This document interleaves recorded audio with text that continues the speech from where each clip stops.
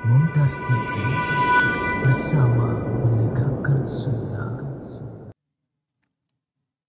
Innal hamdalillah nahmaduhu wa nasta'inuhu wa nastaghfiruh wa na'udzu billahi min shururi anfusina wa min sayyiati a'malina. Man yahdihillahu fala mudilla lahu wa man yudlil fala hadiya lahu. Wa asyhadu an la ilaha illallah wahdahu la syarika lah wa asyhadu anna Muhammadan abduhu wa rasuluh. Qala Allah Ta'ala fi kitabihil karim, ya ayyuhalladzina amanu taqullaha haqqa tuqatih wa la tamutunna illa wa antum muslimun, amma ba'd. Ayo ikhwah, kita lanjutkan kajian kita. Kita masuk ke poin yang ke-10.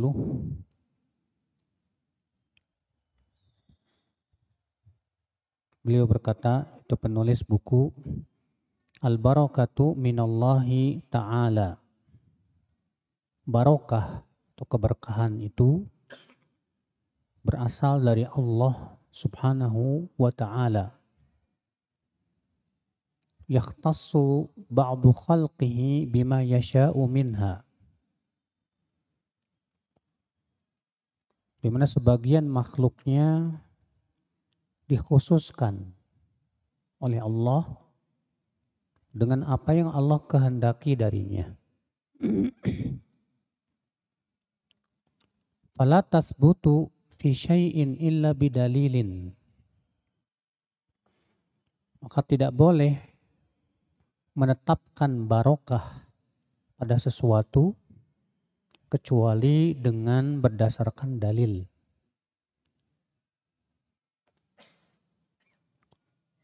Wahiyya ta'ni kasratal khairi wa ziyadatahu. Dan hiya, yaitu barokah. Apa sih yang dimaksud dengan barokah? Maka barokah adalah banyaknya kebaikan dan bertambahnya. Au thubutuhu wa luzumuhu, atau eksis dan kokohnya. Wahya fi zaman, dan ia yaitu barokah ada pada waktu. Kalailatul qadar, seperti malam Lailatul Qadar. Wafil makan, dan ada pada tempat. Kal masajidis salasah, seperti masjid yang 3. Masjidil Haram, Masjid Nabawi, dan Masjid Al-Aqsa. Wafil asya, dan pada sesuatu benda. Kama izam-zam, seperti air zam-zam. Wafil ashkhasi, dan pada orang. Kadzawatil anbiya, seperti zat, ya, badannya para nabi. Wala yajuzu tabarruku bil ashkhasi la bidzawatihim wala atharihim illa bidzatin nabiyyi sallallahu alaihi wasallam wa atharihi. Dan tidak boleh tabarruk, ngalap berkah kepada manusia, baik kepada badan mereka atau bekas-bekas mereka, kecuali kepada badannya Nabi dan bekas-bekasnya. Idlam yarid ad-dalilu illa biha, karena dalil hanya menunjukkan kepada itu saja. Wa qad inqata'a dzalika bi mautihi sallallahu alaihi wasallam. Dan telah terputus hal itu dengan wafatnya Nabi sallallahu alaihi wasallam, wa dhahabi atharihi, dan hilangnya peninggalan-peninggalan beliau. Athar di sini peninggalan, ya. Nah, di sini akhwal Islam beliau ingin menjelaskan tentang hakikat barokah. Apa sih barokah itu? Kalau orang Indonesia nyebutnya berkah, ya.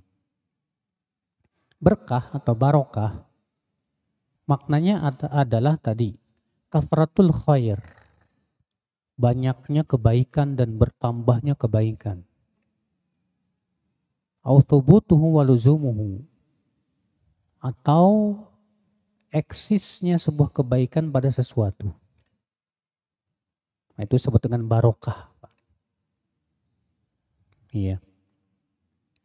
Dan ada beberapa poin yang beliau sampaikan di sini yang penting sekali untuk kita pahami. Apa itu? Yang pertama, wajib meyakini, Pak, bahwa pemilik keberkahan hanya Allah. Pemilik keberkahan hanya siapa? Allah. Maka hanya Allah yang bisa memberikan barokah. Ini wajib diyakini, Pak. Siapapun tidak bisa memberikan barokah. Atau para nabi dan yang lainnya tidak bisa memberikan apa? Barokah. Yang bisa memberikan barokah hanya siapa? Allah Subhanahu wa ta'ala. Maka siapa yang punya keyakinan bahwa sesuatu atau seseorang bisa memberikan barokah, ya, dengan sendirinya, maka ini orang telah berbuat syirik. Kenapa, Pak? Karena memberikan barokah itu sifat rububiyah. Sifat apa? Rububiyah. Dan itu hanya milik Allah. Maka siapa yang punya keyakinan bahwasanya sesuatu itu bisa memberikan keberkahan selain Allah Subhanahu wa ta'ala, berarti dia sudah memberikan sifat rububiyah kepada selain Allah Subhanahu wa ta'ala. Ini poin yang pertama, Pak, yang harus kita pahami dan betul-betul kita yakini. Poin yang kedua, apa itu? Yaitu la tasbutu fi syai'in illa bidalil. Tidak boleh menetapkan bahwa sesuatu itu barokah kecuali dengan dalil. Tidak boleh menetapkan atau meyakini, Pak, sesuatu itu barokah kecuali dengan apa? Dalil. Dari mana? Dari Al-Quran dan dari hadis Nabi Sallallahu Alaihi Wasallam. Iya. Maka siapa yang mengklaim sesuatu itu barokah, ini barokah, wajib dia membawakan apa? Dalil. Iya.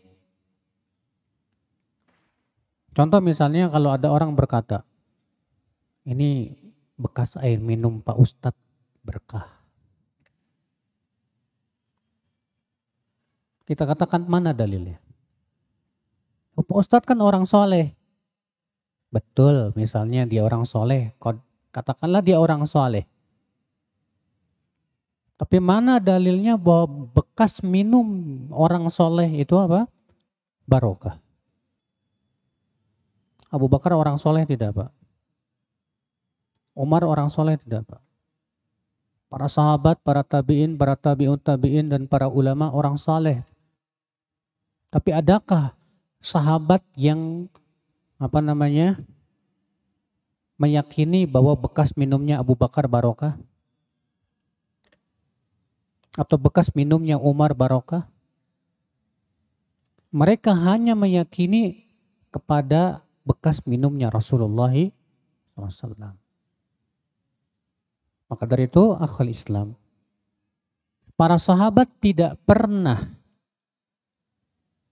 bertabarruk, ngalap berkah kepada badan seseorang kecuali kepada Rasulullah Sallallahu Alaihi Wasallam. Para sahabat tidak pernah bertabaruk ngalap berkah kepada peninggalan seseorang kecuali peninggalan Rasulullah Sallallahu Alaihi Wasallam. Sini akal Islam ya, harus kita pahami betul masalah ini. Kemudian beliau mengatakan bahwa banyak perkara yang ditunjukkan oleh dalil bahwa itu barokah. Kata beliau, ada pada zaman, waktu. Contohnya apa? Lailatul Qadar. Dari mana kita tahu Lailatul Qadar itu apa barokah? Adanya dalil. Allah berfirman, Inna anzalnahu fi lailatin mubarakatin. Dalam surat Ad-Dukhan. Sesungguhnya kami telah menurunkan Al-Quran di malam yang barokah. Allah mengatakan di situ bahwa malam Lailatul Qadar itu malam apa? Barokah. Lalu bagaimana cara mendapatkan kebarokah di malam Lailatul Qadar? Caranya yaitu dengan menghidupkan malam itu untuk ibadah kepada Allah Subhanahu wa taala. Iya. Wa fil makan, demikian pada tempat. Contohnya 3 masjid. 3 masjid ini barokah. Dari mana kita tahu itu barokah? Rasulullah yang mengabarkan. Iya. Salatun fi masjidi hadza. Salat di masjidku kata Rasulullah. Sama dengan 1000 kali salat di masjid yang lainnya kecuali Masjidil Haram. Dan salat di Masjidil Haram sama dengan 100.000 kali lipat dibandingkan masjid-masjid yang lainnya. Bagaimana cara mendapatkan kebarokah dari 3 masjid ini, Pak? Apakah kita mendapatkan barokah dari dinding-dinding masjid? Bukan. Atau antum nempelin pipi atau badan ke lantainya masjid? Bukan. Mendapatkan barokah dari 3 masjid ini caranya dengan apa? Sholat, ibadah. Iya. Jadi berkahnya 3 masjid itu bukan pada dindingnya, ingat. Berkahnya 3 masjid itu bukan pada pasirnya. Bukan. Nah, tidak pernah kita mendengar para sahabat ya ngelap berkah ke dinding Masjid Nabawi, tidak ada. Atau ke tanahnya, tidak ada. Nah ini akal Islam. Wa fil asya'i.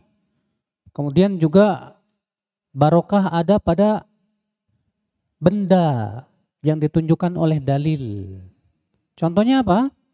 Air Zam-Zam. Air Zam-Zam jelas ada dalilnya. Rasulullah SAW sabda, Ma'u Zam-Zam lima syuribalah. Air Zam-Zam sesuai dengan niat seseorang meminumnya untuk apa. Dulu Al-Imam Al-Hafidh Ibnu Hajar ketika umroh, beliau minum air Zam-Zam lalu mengguyurkan ke kepalanya dengan niat supaya diberikan hafalan seperti Imam Ad-Dhahabi. Ternyata Allah kabulkan. Al-Imam As-Suyuti melakukan perkara yang sama. Beliau minum air Zam-Zam dan diguyurkan kepalanya dengan niat supaya diberikan hafalan seperti Al-Hafidh Ibnu Hajar. Ternyata Allah berikan.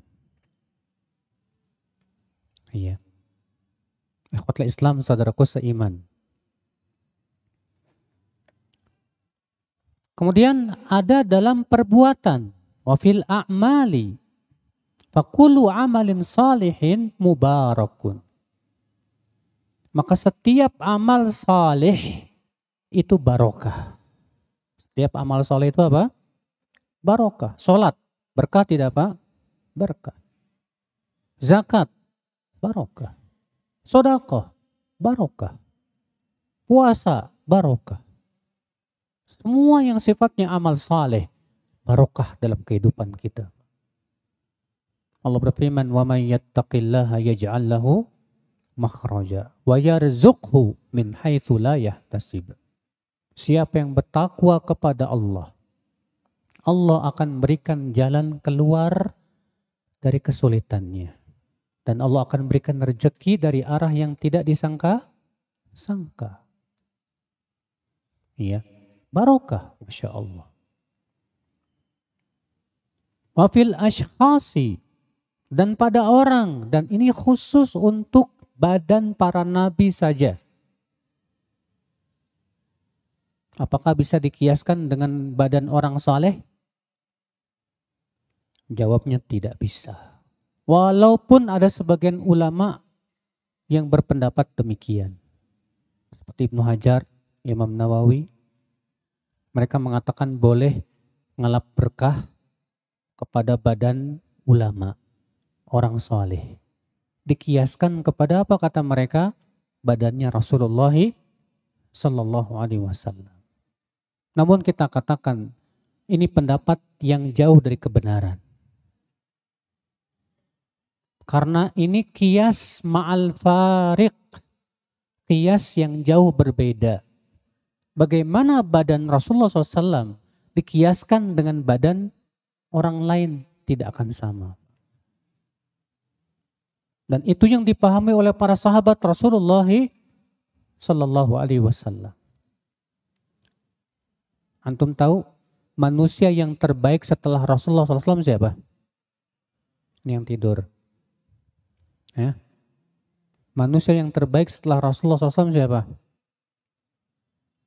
Manusia yang terbaik setelah Rasulullah SAW Abu Bakar. Ada enggak para sahabat yang ngalap berkah kepada Abu Bakar? Manusia yang terbaik setelah Abu Bakar siapa? Umar, dengan ijma seluruh sahabat. Ada tidak yang ngalap berkah kepadanya Umar? Tidak ada. Maka dari itulah ya akhul Islam, para sahabat hanya ngalap berkah tabaruk dari badannya Rasulullah SAW. Dan semua yang berhubungan dengan badan Rasulullah SAW, rambutnya, bajunya, bahkan ludahnya. Sampai Rasul kalau meludah itu, ludahnya saja diperebutkan oleh para sahabat. Maka kalau antum memperebutkan ludahnya Ustadz, gak bisa. Karena kita katakan tidak sama dengan Rasulullah Sallallahu Alaihi Wasallam. Rasulullah keringatnya saja dijadikan minyak wangi. Iya. Ketika Rasulullah pernah tidur siang di rumah salah seorang sahabiat. Lalu kemudian saking panasnya berkeringatlah Rasulullah. Maka sahabatnya segera mengambil botol minyak wangi. Dimasukkannya keringat Rasulullah ke situ. Apa kata sahabat ini? Saya lupa namanya. Sungguh keringat Rasulullah lebih wangi dari minyak wangi. Coba antum kumpulin keringatnya Pak Ustadz. Iya. Jauh berbeda Pak, tidak bisa disamakan. Ikhwatul Islam, saudaraku seiman, rahimani wa rahimakumullah jami'an. Tidak ada satupun tabi'in yang ngalap berkah dari badannya para sahabat. Padahal para sahabat banyak yang dijamin masuk surga nggak Pak? Abu Bakar di surga, Umar di surga, Utsman di surga, Ali di surga, Talhah di surga, Zubair di surga. Itu semua orang sudah dijamin masuk surga. Sementara kiai-kiai di zaman sekarang nggak ada jaminan masuk surga. Mereka yang sudah dijamin masuk surga, ternyata para sahabat tidak ada yang ngalap berkah ke badan mereka. Ikhwatul Islam, saudaraku seiman. Nah ini akhi, ya. Kita masuk ke poin 11. At-tabarruku minal umuri tauqifiyyati. Fala yajuzu tabarruku illa bima warada bihid dalilu. Tabarruk itu ngalap berkah, termasuk perkara yang bersifat tauqifiyah. Apa sih mas tauqifiyah itu? Ada yang tahu? Makna tauqifiyah artinya menunggu dalil. Ya. Maka tidak boleh tabarruk ngalap berkah kecuali dengan yang ditunjukkan oleh dalil saja.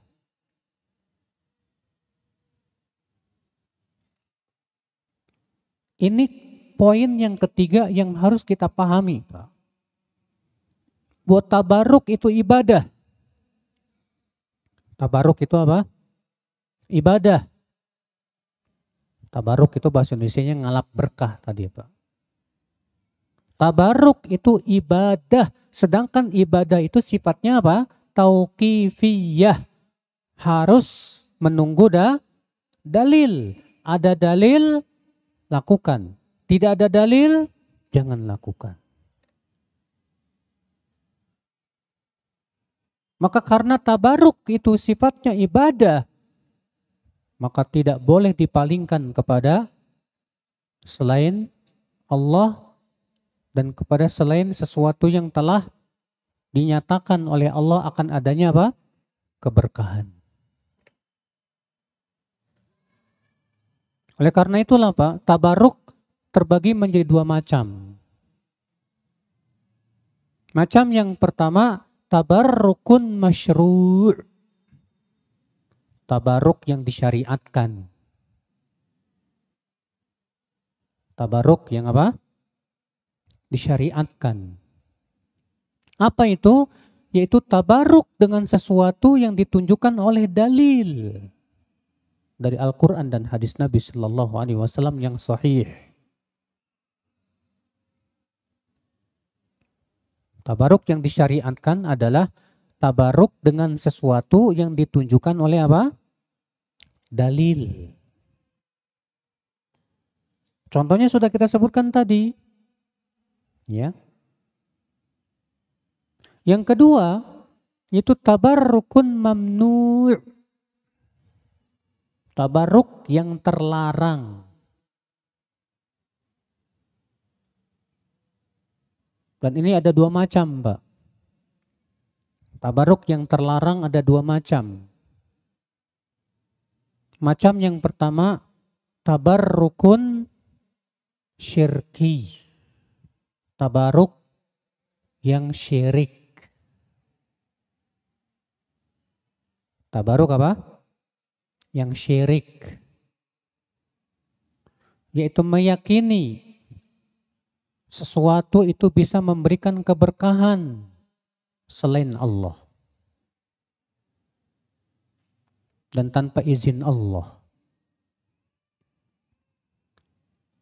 Lalu kita mengharapkan keberkahan dari sesuatu itu dengan keyakinan bahwa sesuatu itu bisa memberikan keberkahan.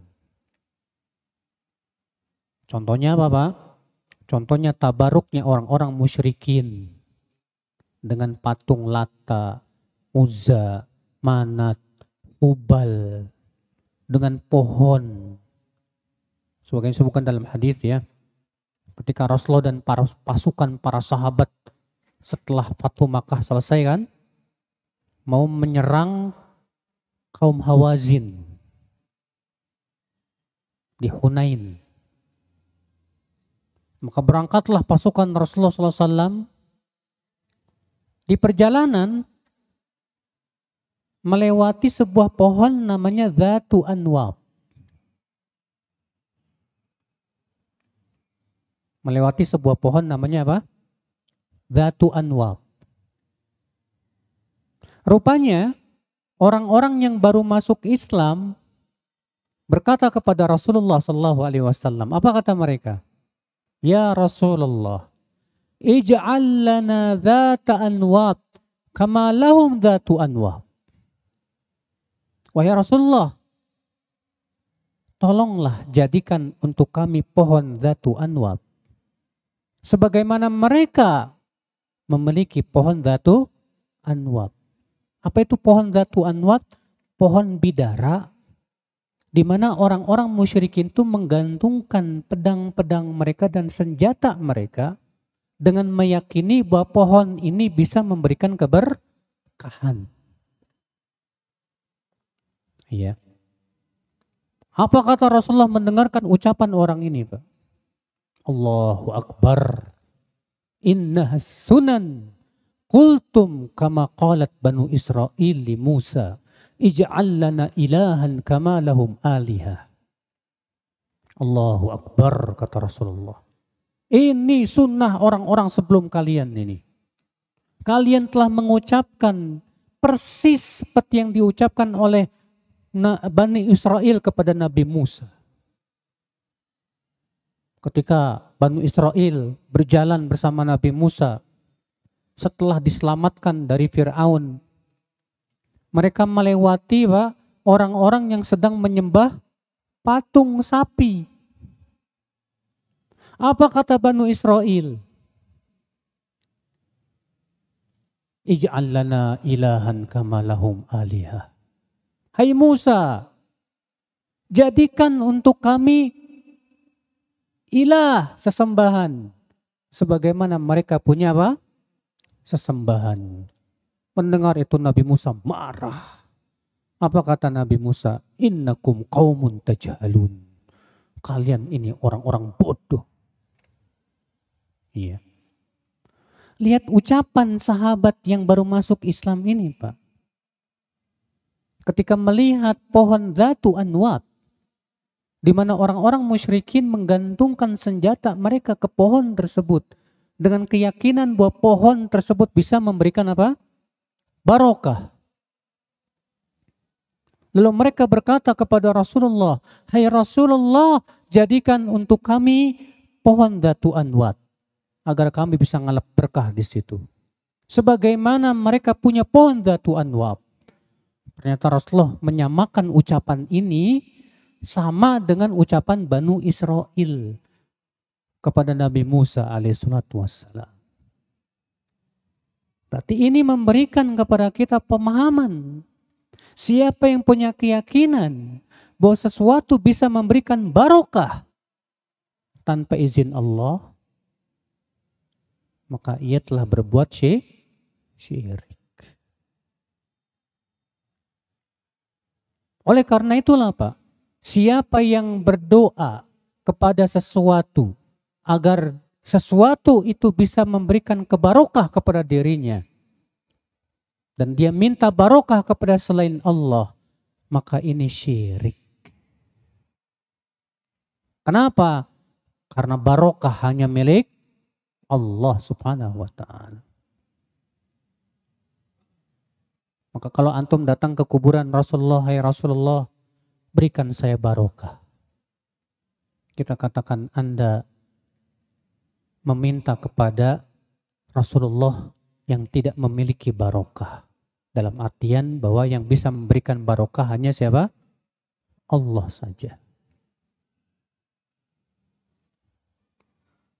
Ikhwatul Islam, saudaraku seiman, rahimani wa rahimakumullahu jami'an. Kemudian yang kedua, tabaruk yang terlarang ada dua macam ya. Yang pertama tadi apa? Tabaruk yang syirik. Yang kedua, tabaruk yang bid'ah, yang bid'i. Yaitu meyakini sesuatu benda itu barokah tanpa dalil. Lalu kita ngalap berkah ke benda tersebut. Namun dia yakin bahwa pemilik kebarokahan hanya siapa? Allah. Maka keyakinan dia, Pak, bahwa sesuatu itu barokah padahal tidak ada dalilnya, ini keyakinan yang bid'ah. Ini keyakinan yang apa? Yang bid'ah. Contoh misalnya antum meyakini sumur yang ada di daerah sana barokah. Kita katakan mana dalilnya? Nggak ada dalilnya sih. Cuman saya lihat kok sumurnya nggak pernah kering. Kita katakan akhi, ya, tidak boleh hanya sebatas mengatakan sumurnya nggak pernah kering kita langsung cap bahwa itu apa? Barokah tanpa ada dalil. Wajib harus dengan apa? Dalil. Ya. Barokah akal Islam sekali lagi, sesuatu itu disebut barokah atau tidaknya harus ditunjukkan oleh dalil. Kalau tidak ada dalilnya tidak boleh mengklaim bahwa itu barokah. Maka siapa yang punya keyakinan bahwa sesuatu itu barokah tapi ternyata tidak ada dalilnya, maka ini keyakinan yang bid'ah. Dan perbuatan dia ngalap berkah kepada sesuatu yang tidak ada dalilnya, itu bisa masuk dalam syirik kecil. Itu bisa masuk dalam apa? Syirik kecil. Kenapa? Karena dia sudah mengambil sebab yang tidak ditunjukkan oleh syariat. Sedangkan mengambil sebab, ya, untuk keberkahan buat dirinya, padahal itu tidak ada dalilnya, maka ini termasuk syirik. Namun syirik kecil. Kenapa tidak kita sebut syirik besar? Karena dia tidak ada keyakinan bahwa sesuatu itu bisa memberikan apa? Barokah tanpa izin Allah. Tapi kalau dia punya keyakinan bahwa sesuatu itu bisa memberikan barokah tanpa izin Allah, maka dia syirik, dan syiriknya berubah menjadi syirik besar. Akhul Islam. Ya, paham ya akhi? Nah ini ya akhi. Jadi ini yang berhubungan dengan seputar tabarruk, ngalap berkah. Dan berapa banyak Bapak sekalian kita lihat banyak orang-orang awam yang ngalap berkah dengan sesuatu, Pak. Seperti kuburan para wali. Mereka punya keyakinan kuburan para wali itu katanya apa? Barokah. Kita katakan mana dalilnya? Bahkan saya pernah ya ke suatu daerah di Cirebon ya. Sampai ada keyakinan katanya tanah kuburan wali fulan ini sama dengan habbah sauda. Bisa mengobati segala penyakit. Subhanallah. Mana dalilnya? Demikian pula kuburan Rasulullah tidak ada dalilnya bahwa kuburan Rasulullah SAW itu apa? Tanahnya barokah. Tidak ada dalilnya sama sekali. Makanya tidak ada para sahabat yang ngalap berkah dengan tanah kuburan Rasulullah SAW. Tidak ada. Ikhwatul Islam, saudaraku seiman. Nah ini akhi ya. Banyak ya. Kalau musim haji itu orang pada guntingin kiswah, Pak. Tahu nggak kiswah? Kain buat nutupin Ka'bah itu loh. Itu kalau nggak dinaikin ke atas tuh, Pak. Makanya kalau antum lihat kainnya selalu diangkat ke atas. Kenapa? Habis. Orang pada bawa gunting. Terkadang buat jimat, buat penangkal, dan yang lainnya. Malah jadi kesyirikan. Subhanallah, ikhwatul Islam, saudaraku seiman. Rahimani wa rahimakumullahu jami'an. Nah ini akal Islam ya yang berhubungan dengan barokah. Kita masuk ke poin nomor 12.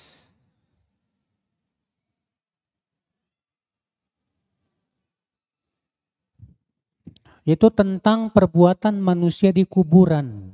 Sebetulnya ini masih ada hubungannya juga dengan ya tabarruk.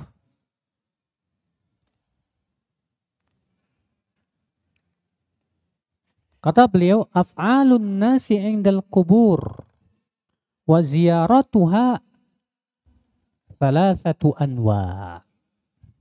Perbuatan manusia di sisi kuburan dan saat ziarah kubur ada 3 macam.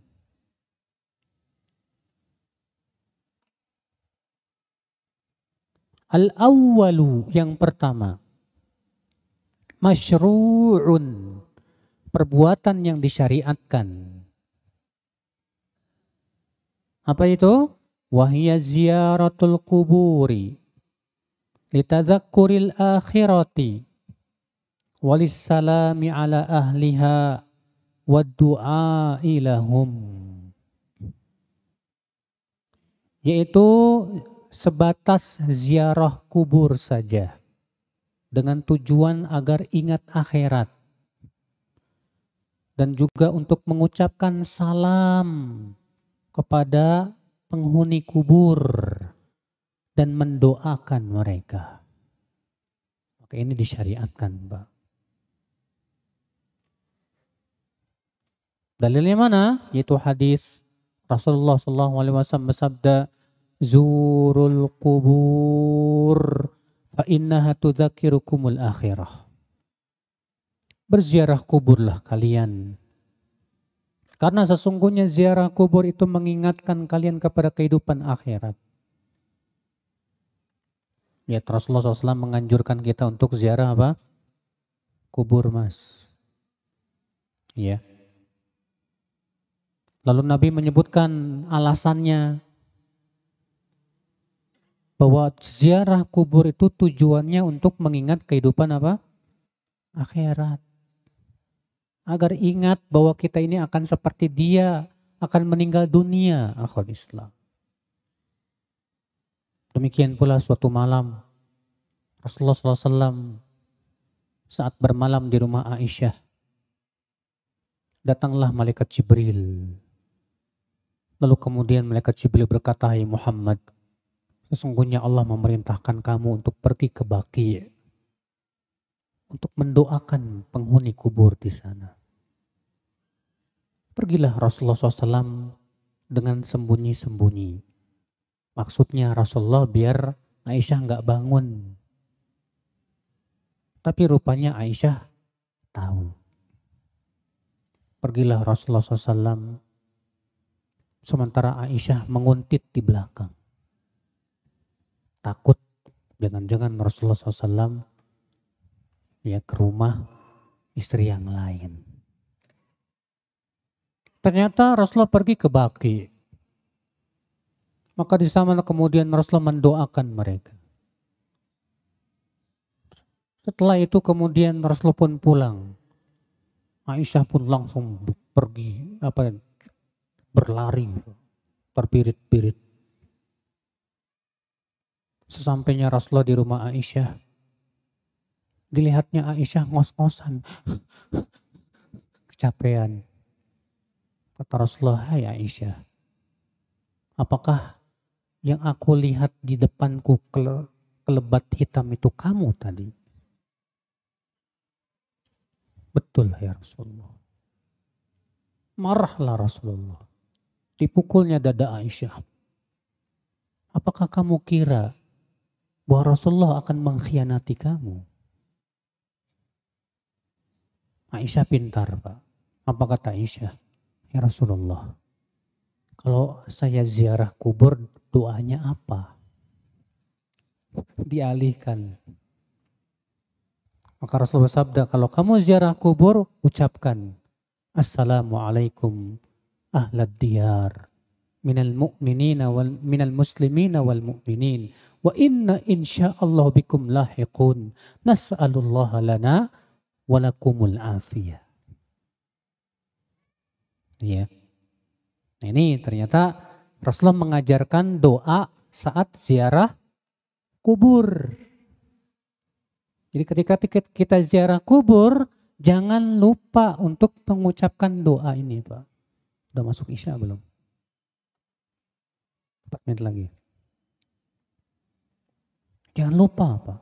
Karena wallahi ya akhi, penghuni kubur sangat membutuhkan doa orang yang masih hidup. Bukan kita malah berdoa kepada mayat. Mayat tidak bisa mengijabah doa. Atau misalnya ada orang, saya nggak berdoa sama mayat, saya berdoa sama Allah. Tapi kenapa di kuburan? Ya biar dia nyampein doa saya ke Allah.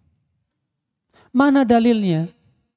Bahwa mayat bisa menyampaikan doa kita kepada Allah. Itu kan perkara yang gaib. Dan perkara yang gaib tidak boleh ditetapkan kecuali dengan apa? Dalil. Mana dalilnya? Saudaraku seiman rahimani wa rahimakumullah jami'an. Nah ini Pak, ini yang disyariatkan Pak. Ya, ke kuburan. Bahwa kuburan yang disyariatkan itu dalam rangka ziarah kubur. Apa tujuannya? Yang pertama untuk mengingat kehidupan akhirat. Yang kedua mengucapkan salam kepada penghuni. Yang ketiga mendoakan. Akan tetapi di sana tentu Pak, ketika ziarah kubur ada adab yang harus diperhatikan.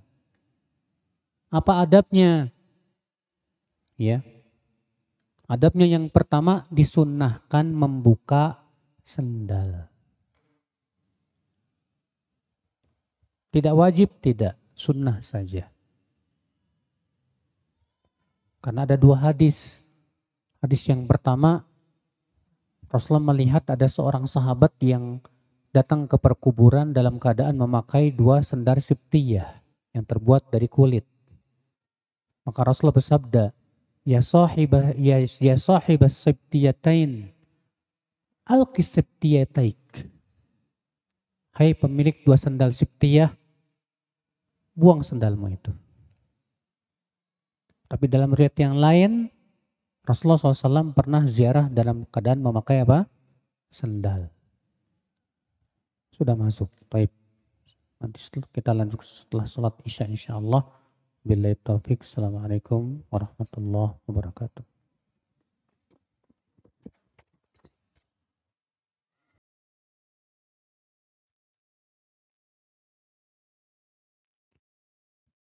Alhamdulillah. Wassalatu wassalamu ala rasulillah. Nabiyina Muhammadin wa ala alihi wa sahbihi wa man walah. Wa asyhadu an la ilaha illallah wahdahu la syarikalah. Wa asyhadu anna Muhammadan abduhu wa rasuluh. Kita lanjutkan ayyuhal ikhwah. Masih di poin yang ke-12. Tadi disebutkan bahwa perbuatan manusia di kuburan ada 3. Yang pertama yaitu yang disyariatkan. Kenapa disyariatkan? Karena itu yang ditunjukkan oleh dalil. Apa itu? Yaitu ziarah kubur. Dengan tujuan untuk apa? Mengingat kehidupan akhirat. Yang kedua, mengucapkan salam kepada penghuni kubur.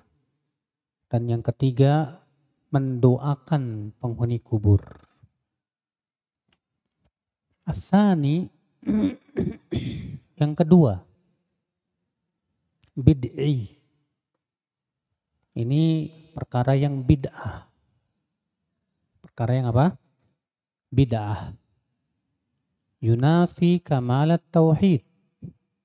Meniadakan kesempurnaan tauhid. Wahwa wasilatun min wasail syirk. Bahkan ini bisa menjadi wasilah kepada kesyirikan. Wahwa qasdu ibadatillahi ta'ala wattaqarrubi ilaihi indal kubur. Yaitu pergi ke kuburan dengan tujuan mau beribadah kepada Allah. Mau beribadah kepada siapa? Allah. dan bertakarub kepada Allah, tapi di sisi kuburan. Di mana? Di sisi kuburan. Dan biasanya punya keyakinan, Pak, adanya keutamaan yang lebih. Dan ini sama sekali tidak ada dalilnya. Au qasdut tabarruki biha, atau bermaksud untuk ngalap berkah di kuburan. Kenapa bid'ah? Karena tidak ada dalilnya bahwa kuburan tanahnya itu barokah sama sekali. Au ihda'us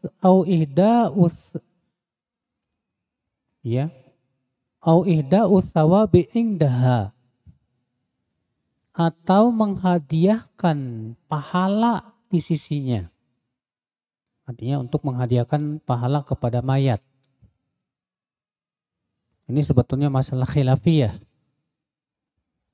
Apakah sampai menghadiahkan bacaan Al-Quran kepada mayat atau tidak? Imam Ahmad mengatakan sampai. Imam Syafi'i ada dua pendapat, dua riwayat. Riwayat pertama mengatakan sampai, seperti halnya Imam Ahmad. Dan riwayat yang kedua, dan ini yang paling kuat, kata Imam Ibnu Katsir, bahwa zahir, bahwa itu tidak sampai. Apa dalilnya tidak sampai? Itu firman Allah, wa allaisa lil insani illa ma sa'a. Seseorang tidak akan mendapatkan kecuali apa yang ia usahakan saja. Juga dikarenakan Rasulullah SAW tidak pernah menghadiahkan bacaan Quran kepada siapapun. Atau kepada Khadijah, istri yang paling disayanginya. Atau kepada anak-anak yang sudah meninggal duluan. Tidak pula kepada seorang pun kaum muslimin, padahal beliau sangat sayang kepada umatnya. Tapi tidak pernah kita dapatkan bahwa Rasulullah SAW mengirimkan pahala bacaan Al-Quran kepada mereka. Tidak pula para sahabat. Ada memang, tapi riwayatnya lemah sekali. Ya. Demikian pula ada hadis yang menyebutkan bahwa Rasulullah SAW membacakan surat Al-Ikhlas di kuburan, juga hadisnya palsu. Yang jelas, Pak, tidak ada dari Rasulullah, tidak pula dari para sahabat Rasulullah SAW. Maka Ibnu Katsir berkata dalam tafsirnya apa? Lau kana khairan lasabaquna ilaih. Kalaulah itu baik, tentu mereka akan mendahului kepadanya. Lalu apa dalilnya Imam Ahmad mengatakan sampai? Kias. Dikiaskan kepada apa? Sedekah. Sebagaimana sedekah sampai pahalanya kepada mayat, maka kata Imam Ahmad, baca Quran pun sampai. Alasannya apa? Karena sama-sama ibadah. Akan tetapi kias seperti ini tidak bisa kita terima. Kenapa? Karena kias seperti ini mampu dilakukan oleh Rasulullah SAW. Mampu tidak Rasulullah mengkiaskan sedekah dengan baca Quran? Mampu. Tapi kenapa Rasulullah tidak lakukan? Itu menunjukkan bahwa tidak bisa dikiaskan. Iya. Wal bina 'alaiha, termasuk bid'ah juga apa? Membangun bangunan di atas kuburan. Seperti yang kita lihat di zaman sekarang, Pak. Kuburan wali dibangun di atasnya bangunan-bangunan megah. Dan itu dilarang oleh Rasulullah sallallahu alaihi wasallam. Wa tajsisuha wa israjuha, dan memplesternya, menyemennya, dan memberi lampu-lampu padanya. Ya. Karena disebutkan dalam hadis bahwa Nabi sallallahu alaihi wasallam melarang naha an tajsisil qabri melarang untuk memplester kuburan. Ya. Demikian pula melarang untuk memberikan lampu. Kecuali kata para ulama kalau lampu itu tujuannya untuk menerangi jalan saja. Bukan khusus di mana? Di kuburan. Wattikhadhuha masajid.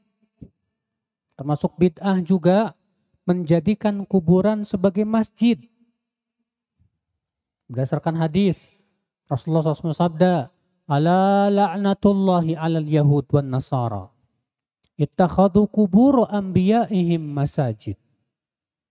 Ketahuilah, Allah melaknat orang Yahudi dan Nasrani karena mereka telah menjadikan kuburan mereka, nabi mereka sebagai apa? Masjid. Dilarang oleh Rasulullah SAW. Bagaimana arti kuburan nabi sekarang kok dalam Masjid Nabawi? Ketahuilah akhi, ketika Rasulullah wafat, beliau dikuburkan di mana? Di rumah Aisyah, bukan dalam masjid. Di zaman Abu Bakar, Umar, Uthman, Ali, demikian pula setelahnya, belum dimasukkan. Yang pertama kali memasukkannya siapa? Seorang raja dari Banu Umayyah. Namanya Al-Walid bin Abdul Malik. Dia yang pertama kali memasukkan kuburan Rasulullah ke dalam masjid. Dan itu diingkari oleh para ulama saat itu. Seperti Sa'id bin Musayyib dan yang lainnya. Iya. Jadi perbuatan seorang raja dalil bukan, Mbak? Bukan dalil. Iya. Dalil itu yang diucapkan oleh Rasulullah SAW. Sementara Rasulullah SAW sudah melarangnya. Rasul sudah melarangnya. Maka tidak bisa Masjid Nabawi dijadikan dalil. Oh, tuh kuburan Nabi ada dalam masjid kok. Kita katakan itu bukan perbuatan Rasulullah, bukan pula para sahabat. Itu perbuatan seorang raja. Ya, dan perbuatan raja ini tidak bisa dijadikan hujah. Sama sekali ikhwatul Islam. Wasyaddur rihali ilaiha.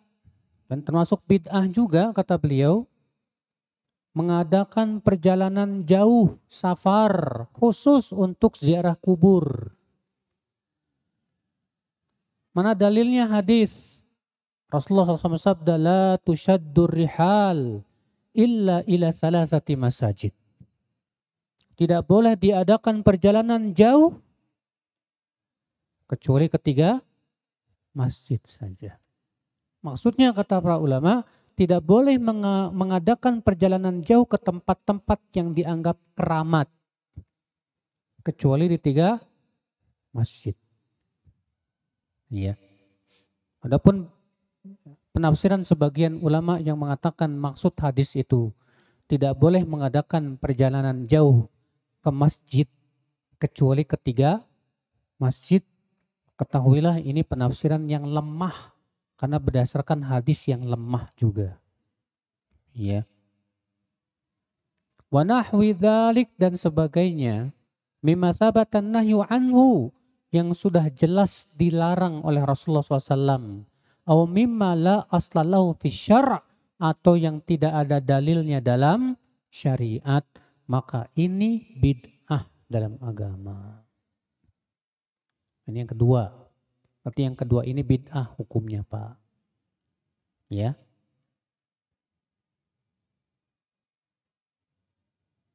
Yang ketiga, syirkiyun yunafit tauhid. Perbuatan yang syirik yang meniadakan tauhid. Apa itu? Wa huwa sarfu syai'in min anwa'il ibadati li sahibil qabr. Yaitu memalingkan ibadah kepada penghuni kuburan. Contoh, berdoa kepada mayat. Sedangkan doa itu ibadah bukan, Pak? Doa hanya kepada siapa? Allah. Rasulullah SAW sabda, ad-du'a huwal ibadah. Doa adalah ibadah. Iya. Contoh lain, isti'anah, minta tolong kepada penghuni kuburan. Wahai Syekh Fulan, tolong saya. Syirik. Syirik besar, bukan syirik kecil, Pak. Wal istighatsah bih, istighosah kepada mayat yang ada di kuburan. Ini pun syirik besar. Karena istighosah itu hanya kepada siapa? Allah.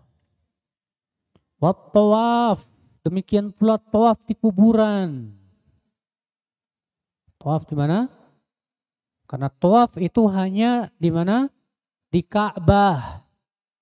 Maka kata para ulama, siapa yang tawaf di selain Ka'bah, maka ia telah berbuat syirik.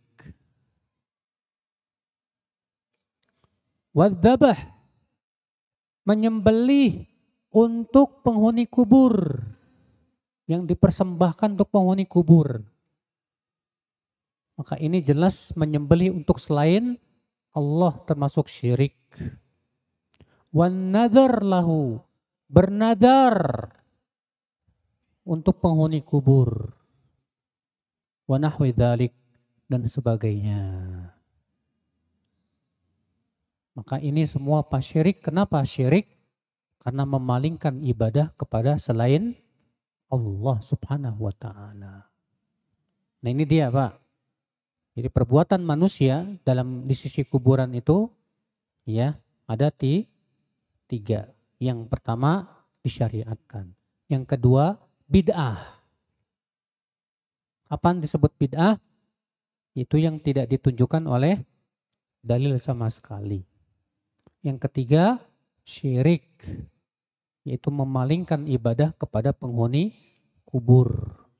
Padahal ibadah itu hanya kepada Allah Subhanahu wa ta'ala saja. Demikian kita buka tanya jawab. Naam.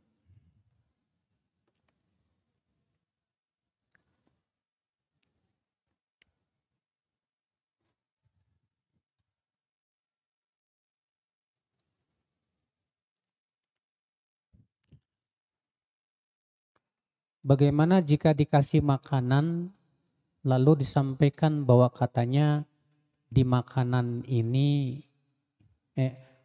dimakan ya, ini makanan berkah. Apakah termasuk menetapkan keberkahan tanpa dalil? Jelas. Kalau ada orang berkata, tolong dimakan ya, ini makanan berkah. Mana dalilnya? Mana dalil? Adapun kalau makanan yang sedang kita makan, sebutkan dalilnya bahwa Allah turunkan keberkahan di tengah-tengahnya. Makanya Rasulullah menyuruh kita makannya dari pinggir-pinggir. Dan Rasulullah menyuruh untuk menjilat piring. Apa kata Rasulullah? Karena kamu tidak tahu keberkahannya berada sebelah mana. Ya. Nah ini akhwat Islam.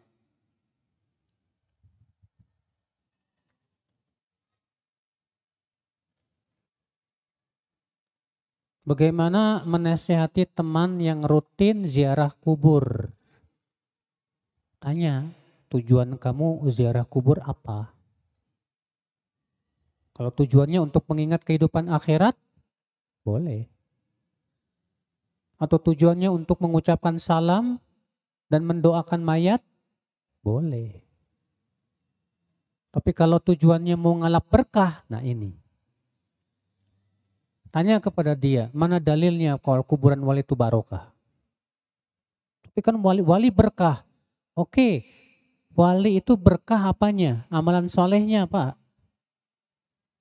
Tidak ada dalil bahwa badannya apa? Barokah seperti halnya badan Rasulullah. Tidak ada dalil kuburannya juga barokah. Ya, tanya dulu. Apabila melewati TPU saat sedang di kendaraan, boleh enggak mengucapkan salam walaupun hanya lewat saja? Kalau memang kita melewati perkuburan, ya, alangkah lebih baiknya kita berhenti dulu, Pak. Lalu kemudian kita menghadap ke kiblat, ucapkan salam. Ya. Assalamualaikum ahla diyar dan selanjutnya. Tapi kalau misalnya cuma lewat saja, saya nggak tahu dalilnya apakah disyariatkan apa tidak, saya nggak tahu.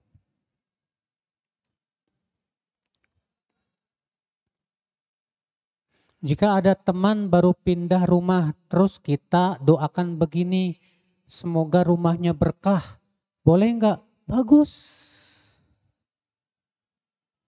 Karena memang dianjurkan, Pak, ketika kita melihat kenikmatan yang Allah berikan kepada orang lain untuk mendoakan apa? Barokah. Ada seorang sahabat punya badan bagus banget, Pak. Lalu ada sahabat lain yang melihat sahabat ini terkenalah penyakit ain. Dipanggil sahabat yang melihat itu. Apa kata Rasulullah? Ala barokta, kenapa kamu tidak doakan keberkahan? Gara-gara tidak mendoakan keberkahan, orang yang dilihat itu kena penyakit apa? Ain. Jadi kalau misalnya teman antum baru pindah rumah, itu kan nikmat. Yang lebih bagus antum doakan keberkahan, ya Allah. Ya semoga Allah berkahi rumah kamu. Iya.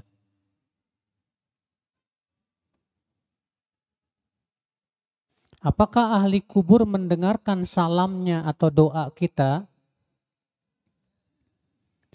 Akhi, ini menetapkan perkara yang gaib.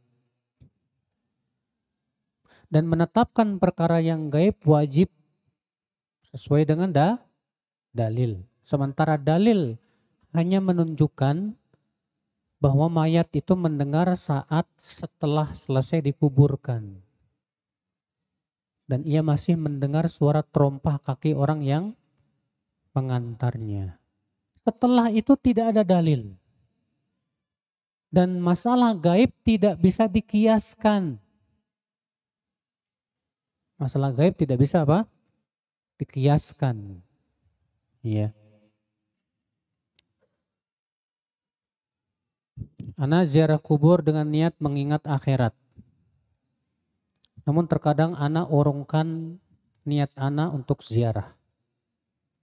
Karena kalau kita baru datang ke kuburan, tidak lama kemudian datang beberapa orang mendekati kita. Jadi ketika kita pulang, kita memberi uang kepada mereka. Apakah ana salah Ustadz kalau ana membatalkan niat ana karena jadinya nggak ikhlas?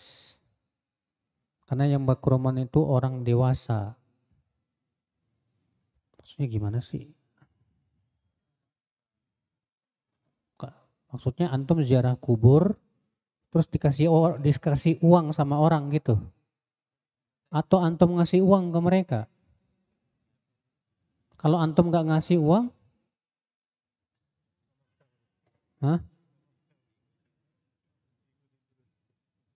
diikutin terus sampai rumah.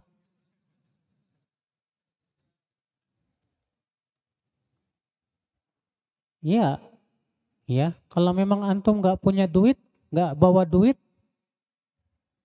lanjutkan aja.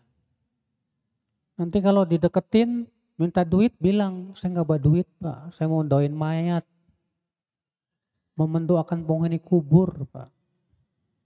Ya.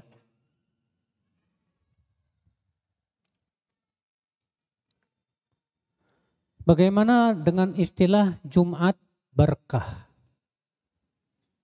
Ikhwatul Islam, saudaraku seiman, apa yang dimaksud dengan Jumat berkah? Kalau maksud daripada Jumat berkah yaitu sedekah di hari Jumat, maka sedekah di hari Jumat perkara yang diperbolehkan. Sedekah di hari Jumat perkara yang apa? Diperbolehkan. Yang nggak boleh itu antum nggak mau sedekah kecuali di hari Jumat. Pokoknya saya nggak mau berkah, nggak mau sedekah kecuali di hari Jumat. Adapun antum sedekah di hari Jumat, tanpa meniadakan hari-hari yang lainnya. Dan antum bersedekah di hari Jumat karena mengharapkan kemuliaan hari itu.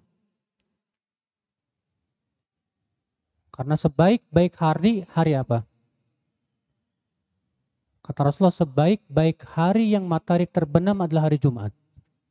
Seutama-utama hari adalah hari Jumat. Sedangkan kaidah mengatakan, ibadah kalau bertepatan dengan waktu yang mulia, maka pahalanya semakin mulia. Makanya Ibnu Qayyim dalam kitab Zadul Ma'ad mengatakan, ketika menyebutkan tentang keistimewaan hari Jumat, kata beliau di antara keistimewaannya adalah bahwa sedekah di hari itu lebih besar pahalanya. Bahkan kata Ibnu Qayyim, sedekah di hari Jumat sama seperti sedekah di bulan Ramadan. Pahalanya. Dan telah ada hadis, ada seorang sahabiat yang khusus masak di hari Jumat dan diberikan makanan kepada orang-orang yang sholat Jumat. Itu ada dalam Sahih Bukhari, Pak. Kayak seorang sahabat Sahal bin Sa'ad. Dia berkata, dahulu di zaman Rasulullah ada seorang wanita yang menanam pohon silk, ya, di pematang sawah kayak gitu ya. Dan dia di hari Jumat memetik pohon-pohon itu, lalu dimasaknya dan diadonnya dengan tepung. Lalu kemudian setelah sholat Jumat kami mendatangi rumah wanita tersebut dan ia mengeluarkannya. Bahkan kata Sahal, dan kami mengharap-harapkan hari Jumat karena itu. Hadisnya sahih, Pak, dalam Sahih Bukhari. Tapi Rasulullah tidak mengingkari perbuatan sahabiat ini. Maka kalau antum misalnya mau masak hari Jumat, lalu antum mau berikan kepada orang-orang yang sholat Jumat, silakan. Ada perbuatannya di zaman Rasulullah Sallallahu Alaihi Wasallam, gak masalah. Kata Ibnu Qayyim adalah Syekhul Islam Ibnu Taimiyah. Beliau punya kebiasaan kalau mau pergi sholat Jumat, beliau sedekah dulu.